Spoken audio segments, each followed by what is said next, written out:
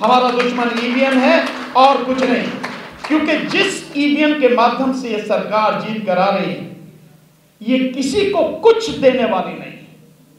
किसान आज की तारीख में, जहां तक मैं समझ पा रहा हूं, कितने भी समय तक बैठे रहें, ये किसानों को कुछ देने वाले नहीं, मजदूरों को कुछ देने वाले नहीं।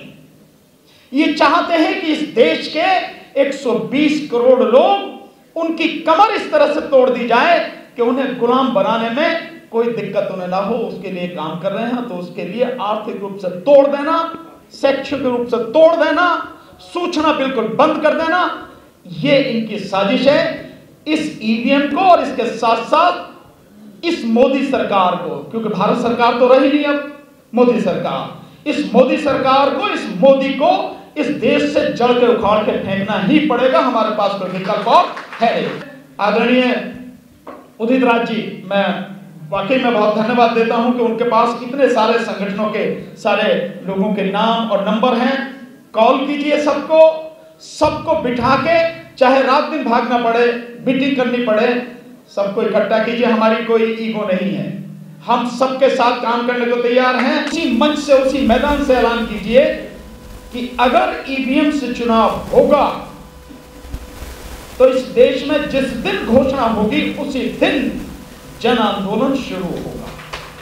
वो सारे लोग मिलके एक दिन तय कर रहे हैं और उस दिन सुप्रीम कोर्ट के सामने सभी लोग धरना दें, चीफ साहब से मिलें, उनको बताएं कि अगर आप इसको नहीं रोकते हैं, क्योंकि संविधान में अनुच्छेद 142 में आपको तमाम ऐसी पावर है जो सरकार के पास भी नहीं है, आप इस्तेमाल कर सकते हैं। उसका इस्तेमाल करके इस जो माहौल है इसको ठीक करने के लिए इस ईवीएम को रोकिए। नहीं तो देश में अगर जो कुछ भी होगा इसके बाद में, उसके गुनहगार आप भी होंगे। कोई अपने आप को यह ना समझे कि वो कुछ नहीं कर सकता या कोई उसका गुनहगार नहीं। साथ में जो हमारे रिटायर्ड फौजी हैं, उनका बहुत बड़ा संगठन है, उन सबको भी बुलाइए। यूथ धीरे धीरे साथ में आ ही रहा है। एक कॉल कीजिए, सभी लोगों को बुलाइए और जो धरना प्रदर्शन हो उसके लिए एक डेट निश्चित कीजिए कि देश में हर जिले में, जिला मुख्यालय पर धरना प्रदर्शन हो। जो प्रदेश में इलेक्शन ऑफिसर्स के जो कार्यालय हैं, जो इलेक्शन कमीशन ऑफ इंडिया का इलेक्शन ऑफिसर है, वहां पर हो और वो धरना प्रदर्शन परमानेंट हो जाए, वहीं जम के बैठ जाए कि जब तक ये ऐलान नहीं होगा कि बैलेट पेपर से चुनाव नहीं होगा, हम लोग यहां से हटने वाले नहीं हैं। मैं किसी भी हालत में पर्ची मेरे हाथ में दो उसे मैं डालूंगा, इसके पक्ष में नहीं हूं। मेरा बहुत स्पष्ट है, इस देश में आधी आबादी अनपढ़ है, उनको नहीं मालूम है कि मशीनें कैसे काम करती हैं, क्या कहानी है, पढ़े लिखों को भी मालूम नहीं है। सो सीधा सीधा बैलेट पेपर हो, उस पर ठप्पा लगाओ, बैलेट बॉक्स में डालो, उसकी गिनती करवाओ, ये चुनाव होना चाहिए। मेरा तो बिल्कुल सीधा स्पष्ट मत है। और इसके लिए जो कुछ भी हम लोगों को करना पड़े, रात दिन जागना पड़े, मेरे 2-3 सुझाव हैं।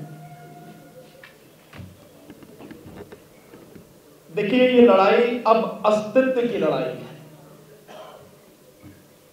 बचेंगे तो आगे कुछ देखेंगे, और अगर ईवीएम से चुनाव हुआ तो बचेंगे नहीं, ये बिल्कुल पक्की बात है। हुड्डा साहब कह के भी गए हैं, हम सब लोग लगातार देख रहे हैं। और सरकार जिस गुंडागर्दी पर उतरी हुई है, मैं इसे तानाशाही नहीं बोलूंगा, इसके लिए सीधा शब्द है गुंडागर्दी। जिस गुंडागर्दी पर उतरी हुई है, अब ये अस्तित्व का सवाल है। और हम लोग अगर अपना अस्तित्व नहीं बचा पाए, अपनी फसलें और अपनी नस्लें नहीं बचा पाए, तो हमें डूब कर मर जाना चाहिए। इससे ज्यादा कुछ और मैं कहूंगा नहीं। अगर चंद लोग आके हमारा अस्तित्व ही मिटाने पर तुल गए हैं और फिर भी हम कुछ नहीं कर पाते हैं इतनी बड़ी संख्या में होके, तो हमारे लिए बहुत ही शर्म की बात है। आदरणीय बाबरिया साहब ने जो कहा उसके लिए धन्यवाद। और लवली साहब जो कह के गए हैं कि रास्ता क्या है, हम तो इतना कर रहे हैं, कांग्रेस तो आ गई है। मैं सीधा सीधा रास्ता बताता हूं जो हो सकता है। भाई राजनपाल गौतम जी ने भी बताया कि अब कोई एक कॉल दी जाए राष्ट्रीय स्तर पे, एक आंदोलन, और जिस जन आंदोलन की बात आदरणीय छोकर साहब जो यहां पर बैठे हैं, कांग्रेस के पास एक बहुत बढ़िया मौका। 3 तारीख को बिहार में गांधी मैदान में आदरणीय तेजस्वी यादव जी की मीटिंग है। मुझे पक्का विश्वास है कि ऐतिहासिक रैली होगी इस तरह का माहौल। राहुल गांधी जी वहां जा रहे हैं, राहुल गांधी जी वहां जा रहे हैं, उसमें उपस्थित रहे। आप लोग पार्टी के महासचिव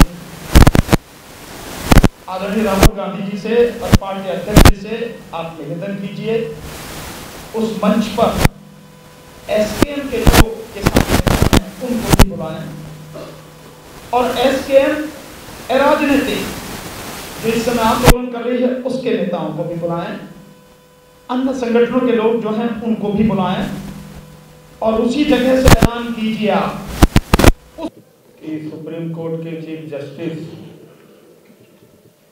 को ज्ञापन दे। एक तो यह विचार है, और दूसरा यह है, आप राष्ट्रीय महासचिव हैं, प्रयासरत बहुत है।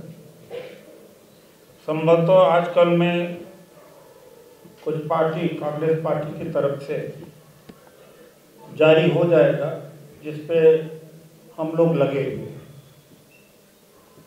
अगर वो हो जाता है तो संभावना बहुत बड़ी है। अब हो जाने के बाद ही बताया जाए, क्योंकि जिन परिस्थितियों में कांग्रेस 2 दिन से गुजर रही है देख सकते हैं। कांग्रेस प्रेसिडेंट की व्यस्तता, लिखित रूप से सुझाव बाबरिया जी ने भी दिया, हमने भी दिया है। कांग्रेस अध्यक्ष उस पर कुछ करने के लिए कहा। आज हमारे बीच में प्रोफेसर आनंद जी हैं, ये हमारे सीनियर। मैं जब जेएनयू में गया 10+2 के बाद, तो इनका नाम बड़ा सुनता था। अब उस समय इन्होंने इमरजेंसी में भी बहुत बड़ा आंदोलन किया था। आम आदमी पार्टी के संस्थापकों में भी है, उनका भी स्वागत है। तो एक तो विचार, 2 चीजें निकल के आई, और कोई सुझाव हो सकता है बता दें, क्योंकि अब रिजल्ट की ओर जाना है।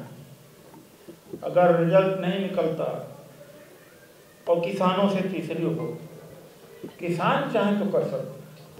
मैं तो चाहे मेरी कोई आलोचना करे, जो पंजाब और हरियाणा के लोगों में दमखम है, देश के दूसरे कोने के लोगों में वो दम नहीं।